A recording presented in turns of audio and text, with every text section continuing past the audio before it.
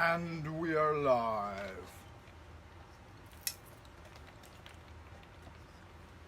How does a man get good lighting in his apartment? I don't fucking know. I gotta figure that shit out. I gotta call a lighting specialist. All right, y'all, good looking, happy, sexy people out in happy, sexy. All right, y'all, good looking, sexy people out in Happy Land. Frank Monday coming at you with an epic rant on racism.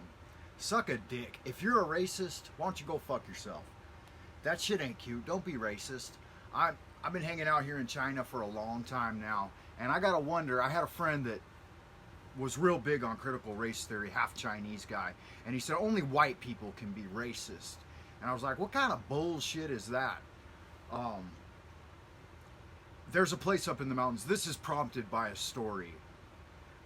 Recently, I've been wanting to go up to this little mountain retreat that's here in Beijing, and so I told my wife to, I asked my precious wife, she's Chinese by the way, I asked her to book a room at the, that is just poor lighting, I can't figure this out, right?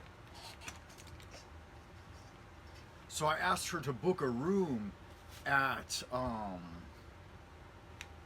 the cabin retreat up in the mountains, and the people that run the place responded and said, no foreign devils can stay here. They said, this is a Chinese only establishment. We don't let white folk in here. And I was like, what the actual fuck? Is that racism? Bigotry? Discrimination? It's racial discrimination. Now, is racial discrimination or national discrimination, is that a form of racism? And you got to wonder. The critical race theory people would say, no, that's just dessert. That's your white privilege, motherfucker. That's what that is right there. And I think, so white privilege in this situation means that I'm disadvantaged, I'm discriminated against. And I mean, I could see discriminating against smokers. Nobody likes no fucking smokers.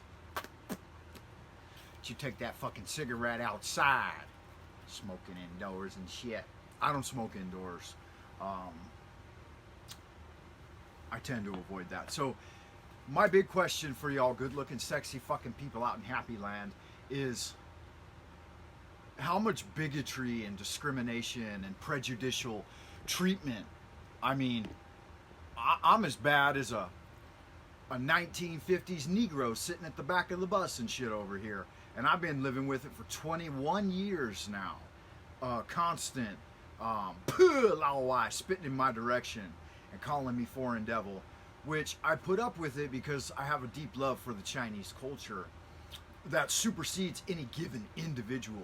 So if an entire nation, I'd say, it's not all of them are prejudiced or that die hard. I don't know, Chinese folks, they're about 90% racist against Japanese to start with. Some hold the Japanese on a pedestal, but 90% of people just want to fucking go to war with Japan for, past wars. So I always wonder, like, Americans shouldn't have a very bad name, except for Hunter Biden. See, it's cockbags like Hunter Biden that come over here and shit all over the place and act like a real POS. And then I suffer for that. A refined man of cultivation and genteel manners. Someone erudite, a lariat of ancient Western and Eastern literature, and a mystic working hard to integrate my family and myself into the culture. I mean, my kids and my wife do better because they're my wife's she's 75% Chinese. But she looks Chinese enough, and she was born and raised here that she can get away with it. My daughter, on the other hand, she looks Caucasian, and she gets a bunch of shit for that. And my son's lucky. My son lucked out.